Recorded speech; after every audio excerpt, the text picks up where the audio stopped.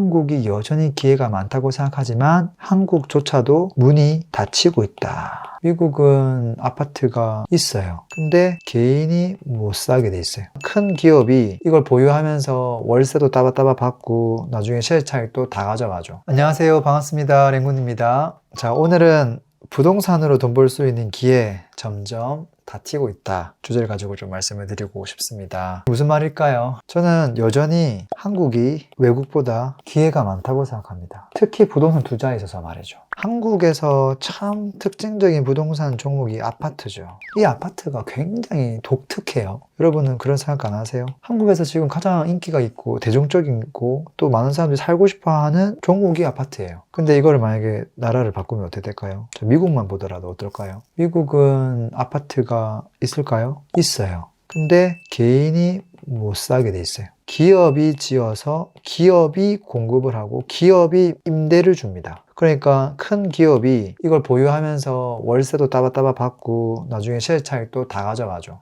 내가 만약에 미국에 태어났다고 하면 아파트 투자를 하고 싶지만 못하는 거예요. 근데 한국은 할 수 있죠. 또 재미난 건 뭐냐면 미국은 기본적으로 메인 주거시설이 주택이기는 합니다. 근데 한국은 메인 주거시설이 아파트잖아요. 물론 이게 메인이라고는 하지만 주택들이 너무 많고 빈 땅이 많기 때문에 여차하면 주택들을 또 공급할 수 있는 반면에 한국은 지금 아파트가 메인인데 땅은 한정적이고 여기에 아파트가 몇 개 있는데 또 새로운 거를 단기간에 지어내기가 어렵거든요. 그래서 희소성의 법칙에 의해서도 마찬가지고 미국에 있는 아파트가 빨리 오를까 주택이 빨리 오를까 이런 것들도 따져봤을 때도 한국이 유리한 점이 많습니다. 한국 같은 경우는 워낙 땅이 희소하니까 오래되면 재건축을 하죠. 근데 미국은 뭐 이런 걸 좀 재건축하고는 하지 않습니다. 심지어 주택들도 재건축을 안 해요. 뭐 50년, 100년 된 주택들이 너무 많거든요. 그래서 이 아파트를 투자했을 때 희소성으로 또 변신을 하기 때문에 또 가격 상승이 점프할 가능성들이 많죠. 미국이 아니라 일본으로 가볼까요? 아시아니까 좀 비슷할 수 있으니까 일본에도 아파트가 있습니다. 다만 이름을 이제 이들이 맨션이라고 부르죠. 근데 뭐 맨션은 한국 아파트처럼 많이 안 오른다는 이야기를 많이 하죠. 2014년부터 최근에 좀 이렇게 상승을 했지만 그래도 한국 아파트보다는 적게 오른다는 이야기를 많이 하는데 왜 그럴까 생각해보면 일본의 맨션은 대부분 한 동짜리가 많습니다. 그건 무슨 말이냐면 기본적으로 아파트의 가장 큰 장점이 뭐예요? 한국에 있는 것도 나홀로 아파트 이런 것들은 거의 오피스를 취급받아가지고 크게 많이 안 올라가는데 뭐 500세대, 1000세대, 2000세대 그런 아파트는 뭐가 장점이죠? 여기 안에 놀이터가 뭐 여러 개가 있고 안에 어린이집까지 들어가 있고 여기를 산책하는 것만으로도 그냥 공원 느낌이 나요. 단지 안에서 완벽하게 이용할 수 있는 커뮤니티 시설들도 많단 말이에요. 그러니까 이 두 개가 객관적으로 같다고 판단할 수가 없는 거예요. 얘는 진짜 꽝이고 얘는 상품성 자체가 너무너무 훌륭하죠. 큰 땅을 그 좁은 땅에서 다 차지하고 있기 때문에 그래서 대단하다는 거예요. 그래서 그게 투자 메리트가 있다는 거죠. 그리고 일본은 이거를 재건축합니까? 재건축한 사례가 거의 없어요. 그렇기 때문에 얘는 가지고 있으면 나중에 써먹지를 못하니까 감가상각 되는 건데 한국의 아파트들은 입지만 좋으면 재건축이 되죠. 그래서 또 재탄생이 되기 때문에 이걸 계속 가져가도 괜찮구나. 노후된 아파트까지도 30년 됐는데 불구하고 굉장히 비싸잖아요. 뭐 강남에 있는 아파트 너무 비싸잖아요. 여의도에 있는 건 마찬가지고요. 이게 재건축 된다는 희망을 다 갖고 있기 때문에 그래서 야, 한국 아파트는 진짜 독특하다. 만약에 이게 또 다른 나라, 예를 들면은 좀 땅덩어리가 좁은 나라들, 뭐 싱가포르나 홍콩에 1000세대 아파트가 진짜 넓게 용적률 200%로 있다. 그러면 이 친구의 가치는 도대체 얼마가 돼야 될까요? 근데 그게 지금 한국에서 그렇게 지금 있다는 거거든요. 물론 한국보다는 여기가 훨씬 작은 나라긴 합니다. 딱 한국 비교할 만한 딱 똑같은 나라가 없어서 이걸 좀 가지고 온 거예요. 그리고 또 재미난 건 뭐냐면 한국은 전세가 있죠. 심지어 이게 더 많죠. 만약에 내가 월세로 하면 이거를 하나를 사서 월세를 주고 또 하나를 사서 월세를 주면 내 돈이 이만큼 필요하겠죠. 그게 아니면 어떻게 돼요? 대출을 해야 되죠. 대출을 하나, 둘, 셋 계속하면 어떻게 되죠? 이게 내 소득 대비 한도에 금방 차겠죠. 그래서 한 개 하고 나면 그 다음에 하기 힘들어지겠죠. 전세는 어때요? 전세는 이 한도가 없죠. 만약에 이렇게 집값이 있는데 매매가가 뭐 10억인데 전세가 5억이다. 그럼 내가 5억만 있으면 또 5억 있으면 또 하고 또 5억 있으면 또 하고 개수가 제한이 사실은 없다고 봐야 되겠죠. 그런 부분에서도 굉장히 독특하죠. 그래서 한국은 여전히 부동산 투자에 있어서 매력이 있는 나라다. 이런 생각을 하고요. 이게 우리가 아파트만 또 생각할 수는 없잖아요. 예를 들어서 뭐 상가 같은 투자는 어떨까요? 여러 가지 종목을 다 비교해봐도 저는 여전히 한국이 좋다고 생각하거든요. 왜 그러냐면 미국 미국 같은 경우에 상가 투자가 여기는 밀집도가 낮아요. 주택들이 이렇게 널찍널찍하게 있단 말이죠. 그 사이에 이제 뭐 사거리나 이런 곳에 상가가 조금씩 있어요. 또는 외곽에 크게 쇼핑몰로 지은 경우가 많죠. 이 쇼핑몰은 개인이 투자하기가 어렵고요. 그 다음에 이런 조그만 것들은 상가가 1층이나 높아봤자 2층인 경우가 많고요. 그 안에 여러 개가 합쳐져 있는데 여기에는 영세한 업종들이 많이 들어가요. 우리가 생각하는 병원처럼 우량한 매물들을 사려면 이렇게 나홀로 이렇게 스타벅스 하나만 더 존재하거나 아니면은 뭐 버거킹 같은 거 하나만 덜렁 존재하거나 아니면은 병원 건물 덜렁 존재하거나 이런 건데 이건 어찌 보면 땅의 가치가 워낙 커서 거의 꼬아 빌딩을 산다고 봐야 돼요. 그래서 이게 단가가 굉장히 비싸거든요. 그러니까 개인이 접근하기가 사실상 좀 어려워요. 근데 이런 것들 접근해가지고 돈이 안 되고 쇼핑몰을 한다는 말은 이거는 뭐 투타타워, 우리 옛날 밀리오레, 뭐 테크노마트 이런 걸 투자한다는 건데 이거는 뭐 돈이 안 된다는 걸 이미 지금 다 알고 있는 사실이고 근데 한국은 어떠냐면 아파트가 1000세대 뭐 이렇게 해가지고 10,000세대가 있는데 그곳에 딱 시끄러운 어떤 상업지가 아니라 준주거 지역의 병원 건물들이 이렇게 코너에 있단 말이에요. 이 코너가 뭐 7층에서 10층짜리 건물에 3, 4층에 병원들이 딱 들어가 있단 말이죠. 이 병원의 건물주가 될 수 있다.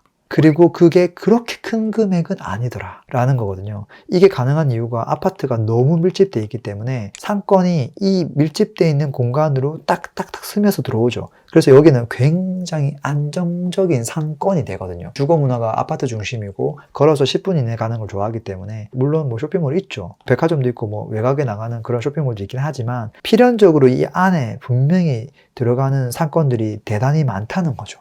되게 독특한 거죠. 그래서 이 상가 투자도 안전하게 좋은 매물을 사면 항아리 상권이 이게 발달될 수밖에 없거든요. 나름 또 괜찮은 부분들이 있다라는 거예요. 근데 이제 문제는 뭐냐면 타 국가 대비 한국이 여전히 기회가 많다고 생각하지만 한국조차도 문이 닫히고 있다. 저는 이렇게 생각하거든요. 왜 그러냐면 자, 아파트만 보더라도 예전에 뭐 한 5천만 원이면 아파트 뭐 쉽게 살 수 있었습니다. 뭐 전세 끼고 사더라도 전국에 뭐 이 정도로 살 수 있는 아파트가 진짜 많았어요. 그때는 가격이 지금처럼 비싸지가 않았고요. 전세가율도 지금보다 훨씬 높았고요. 그러니까 투자금 적은 금액 가지고도 할 수 있는 게 많았죠. 지금 어떻게 됐죠? 가격이 2배, 3배 점프했죠. 전세가율은 낮아졌죠. 투자 금액은 2배, 3배 많아지고 있죠. 뭐 이거는 흐름에 따라 또 달라질 수 있으니까 그렇다 치더라도 예를 들어서 아파트를 또 많이 하는 것들이 청약을 많이 하죠. 근데 청약은 어떨까요? 예전에는 로또 청약 단지가 정말 많았어요. 근데 지금 정말 많이 줄었죠. 이게 왜 줄었죠? 분양 가격이 너무 높아요. 분양할 때 그게 로또가 없는 거예요. 분양가격이 왜 높을까요? 조합원 분양가가 지금 높아졌어요. 여러 가지 이유로. 그러니까 이 사업을 진행하려면 일반 분양가를 높일 수밖에 없어요. 그러니까 이게 당첨이 됐을 때 옛날에 로또였는데 지금은 그런 부분들이 점점 사라지고 있다. 아파트가 아닌 부분은 어떨까요? 예를 들어 신도시가 생겼을 때 아파트 좋아라 했지만 그게 아닌 경우는 사람들이 뭘 많이 했냐면 점포 겸용 택지라는 거를 청약을 시도를 많이 했어요. 이게 뭐냐, 신도시 안에 들어가는 상가주택 지을 수 있는 거, 뭐 이주자 택지 이런 것들 나왔을 때 상가주택 지을 수 있는 좋은 필지들을 사람들이 선정해가지고 청약을 많이 넣었거든요. 왜냐하면 그때 그 계약금하고 이런 것들만 있으면 이걸 잔금 때까지 쭉 가져가다가 중간에 프리미엄, 그때 경쟁률이 막 300대 1 나왔기 때문에 피받고 중간에 팔 수도 있었단 말이죠. 근데 지금 이런 부분들도 문이 거의 닫혔어요. 왜 닫혔냐면 기본적으로 전매가 안 되는 걸로 거의 바뀌었고요. 등기까지 쳐야 돼요. 너무 부담스러운 거죠. 두 번째는 뭐냐면 예전에는 뭐 이런 필지가 나오면 평당 뭐 500만 원입니다. 그래서 이게 사이즈가 50평이니까 이게 2억 5천입니다. 자, 청약 활성화하세요 라고 했는데 지금은 어떻게 되냐, 입찰 방식으로 바뀌었어요. 아파트를 분양을 하는데 입찰로 바뀌었다고 한번 상상해 보세요. 사람들이 입지 좋은 것들은 뭐 자기 마음대로 쓰겠죠. 제일 높게 쓴 사람이 가져가는 거예요. 이렇게 하면 누가 유리한 거예요? 이거를 조성한 LH가 결국은 머리를 쓴 거죠. 이거를 저렴하게 해서 300대를 한 다음에 이거 당첨된 사람이 돈을 벌게 하는 게 아니라 입찰 방식으로 바꿔가지고 높은 금액을 쓴 사람으로 하면 당연히 경쟁을 할 거고 그거에 따른 수익은 내가 다 가져갈 수 있으니까 이렇게 가져가야지, 이렇게 바뀐 거예요. 그리고 입지가 정말 안 좋은 것들은 전액제로 가죠. 이거 어차피 분양을 안 할 것 같으니까. 이것도 어떻게 보면 문이 닫힌 거죠. 토지 투자는 어떨까요? 전통적인 토지 투자는 이제 도심 완전 외곽에 어떻게 보면 농지 투자가 가장 기본 베이스인데 이것도 사실은 지금은 많이 어려워졌죠. 농사를 짓고 있다는 증명서가 있어야지만 이거를 매매할 수 있게 바뀌었거든요. 예전에는 이게 필요가 없었거든요. 시간이 지나면서 정책들이 자꾸 보완해 가면서 기회가 사라지는 거죠. 재건축은 어떨까요? 재건축은 기본적으로 입지가 굉장히 좋은 곳에 있는 아파트죠. 가장 먼저 이제 조성을 했기 때문에 입지 제일 좋은 곳은 아파트에 들어갔을 거고, 외곽에는 이제 그냥 단독주택들 들어갔을 거고, 근데 이게 오래되니까 재건축을 하는 건데, 이게 지금 어떻게 돼 있어요? 재초안이라고 하죠. 재건축에서 이익이 나면 그거에 대해서 무조건 뭐 세금을 때려버리니까 그만큼 수익성이 나빠지죠. 인건비, 재료비 올라간 건 뭐 너무 당연한 거고요. 그래서 결국은 사업성이 나빠지는 거거든요. 그 다음에 또 결정적으로 예전에는 5층짜리 아파트가 1순위로 재건축이 됐죠. 근데 지금 5층 이하 아파트가 이미 엄청나게 많이 재건축이 다 돼버렸어요. 뭐 가까운 개포동만 봐도 마찬가지죠. 옛날에 다 5층짜리였거든요. 다 끝난 거예요. 지금 남아있는 5층짜리 몇 개 안 돼요. 거의 전국 몇 개 안 됩니다. 대부분 다 이제 15층짜리 중층을 생각해야 돼요. 결국은 기회가 많이 사라지고 있는 거예요. 그만큼 돈을 크게 벌 수 있는 거를 되게 작게밖에 못 번다라는 거거든요. 다가구는 어떨까요? 그냥 일반인들이 그냥 월세 받으면서 내가 주인 세대 위층에 거주하면서 월세 받으려고 진짜 많은 분들이 그냥 하던 종목이죠. 이걸 했을 때 입지가 괜찮은 곳들은 보통 시세도 나중에 시간 지나면 오르고 또 현금 흐름도 나와서 일석이조가 되는 종목이었어요. 여기를 이제 전세도 넣고 월세도 넣고 믹스해가지고 내 투자금을 적절하게 조절하면서 할 수 있었는데, 지금은 필연적으로 전세를 두면 전세 보증보험 가입을 해야 되는데, 그 보험 가입을 하려면 기준들이 있죠. 그랬을 때 이거의 매매가 대비 적정한 전세를 받아야 되는데, 이 매매가 측정을 굉장히 낮은 금액으로 측정을 해버려가지고 그냥 전세 보증보험 가입이 그냥 안 되는 수준을 만들어버렸어요. 무슨 말이냐면 안 해주겠다는 거죠. 그럼 어떻게 해야 돼요? 월세만 놓을 수 있죠. 월세로 이걸 올 세팅하려고 하면 투자 금액이 굉장히 많이 들어가죠. 그것도 문이 차단되고 있는 거예요. 돈이 여유가 있으면 그렇게 할 수 있겠지만 그러지 못하는 사람들은 이제 이걸 할 수가 없다라는 거거든요. 그리고 이제 투자금 정말 작은 사람들이 이제 흔히 하던 투자, 빌라 있죠. 빌라 투자 같은 경우는 어떨까요? 빌라 같은 경우는 대부분 다 전세를 두거나 아니면 대출을 일으켜서 이제 월세로 세팅하거나 뭐 이런 식으로 했었는데, 대출 이제 건수도 다 문제가 되죠. 소득 대비 대출 다 체크 당하죠. 그러니까 괜히 이걸 했다가 주택수만 늘어나가지고 규제는 다 두드려 맞죠. 그 다음에 전세를 주려고 하면 지금 또 어때요? 보증보험 가입해야 되는데 빌라 보증 가입하는 게 생각보다 까다롭고 어렵죠. 그 다음에 사람들이 빌라 왕 때문에 전세를 아예 안 들어가려고 하죠. 아예 빌라의 전세를 안 들어가려고 하거든요. 그러니까 임차인을 구하는 것 자체가 힘들어요. 월세로 해야 되는데 이 월세도 사실은 꺼려하는 분들이 있겠죠. 차라리 이거 할 바에는 그냥 좀 더 깔끔한 시설로 들어가 볼래? P나 아파트나 이런 걸 찾아버리니까 거기서도 경쟁력이 나빠지죠. 결론은 그거예요. 한국은 과거에 이제 좀 어려웠던 후진국에서 점점 살기 좋아지는 선진국으로 급변하는 시기가 있었죠. 그때 부동산 투자 다른 곳 선진국 이미 완성된 곳에 하는 것보다 한국에 하는 게 참 기회가 많았다라는 생각을 합니다. 근데 이제 점점 이게 완성되어 가고 있잖아요. 완성된다는 말은 모든 것들이 정착되고 정책적으로도 굉장히 세밀하게 이제 안정적으로 바뀌어 나가고, 근데 만약에 여기에서 뭐 주택이라는 부분에 대해서 앞으로의 공급, 임대 자체를 개인이 하지 말고 이제는 기업이 하세요, 미국처럼 이렇게 바뀌게 되면 어떻게 될까요?